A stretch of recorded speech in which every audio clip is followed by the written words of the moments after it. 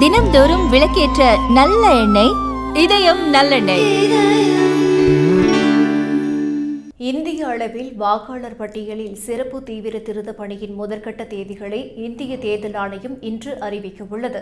இதில் மேற்கு வங்கம், தமிழ்நாடு, கேரளா, அசாம் மற்றும் புதுச்சேரி உட்பட சுமார் 10 முதல் 15 மாநிலங்கள் மற்றும் யூனியன் பிரதேசங்கள் இடம்பெற உள்ளதாக தெரிவிக்கப்பட்டுள்ளது. நீண்ட இடைவெளிக்கு பிறகு நாடு முழுவதும் ஒருங்கிணைந்த தீவிர வாக்காளர் பட்டியல் திருத்த பணி நடைபெறவுள்ள நிலையில் இன்று நடைபெறும் செய்தியாளர் சந்திப்பில் இதுகுறித்த அறிவிப்பு வெளியாகும் என எதிர்பார்க்கப்படுகிறது.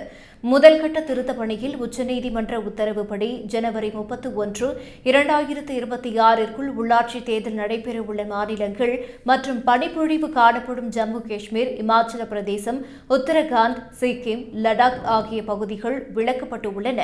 நாடு தழுவிய SIRக்கு அறிவிப்புக்கு தமிழக முதலமைச்சர் ஸ்டாலின் கடும் எதிர்ப்பு தெரிவித்துள்ளார்.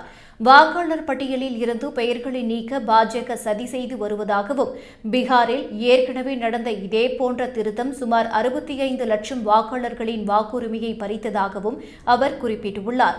இதேபோன்ற நடவடிக்கையை தமிழகத்திலும் மேற்கொள்ள பாஜக அரசு தேர்தல் ஆணையத்தை கைப்பாவையாக பயன்படுத்த முயற்சிக்கிறது எனவும் ஸ்டாலின் குற்றம் சாட்டியுள்ளார்.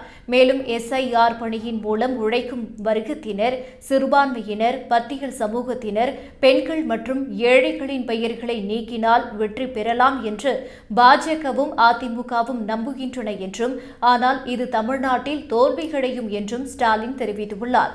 பீகாரில் பின்பற்றப்பட்ட SIR கால அட்டவணையின்படி வாக்காளர் பதிவு மற்றும் தகுதி சான்றுகள் சமர்ப்பிக்கும் பணிகள் நவம்பர் 1ஆம் தேதி தொடங்கும் என எதிர்பார்க்கப்படுகிறது. வரைவு பட்டியலின் மீதான ஆட்சேபனைகள் தீர்க்கப்பட்ட பிறகு இறுதிப் போட்டியில் வரை ஜனவரி இறுதியில் அல்லது பிப்ரவரி தொடக்கத்தில் வெளியிடப்படும். போலியான பதிவுகள், சட்டவிரோதமாக குடியேறியவர்கள் மற்றும் இறந்துவிட்ட அல்லது இடமாறிய வாக்காளர்களின் பெயர்களை நீக்கி பிழையற்ற பட்டியலை உருவாக்க தேர்தல் ஆணையம் தீவிரமாக செயல்பட்டு வருகிறது. தகுதி சான்றாக ஏற்கப்படும் ஆவணங்களின் பட்டியல் பீகாரில் இருந்ததைப் போலவே இருக்கும் என்றும், ஆதார் அட்டை அடையாள சான்றாக மட்டுமே ஏற்கப்படும் என்றும் தேர்தல் ஆணையம் தெரிவித்துள்ளது.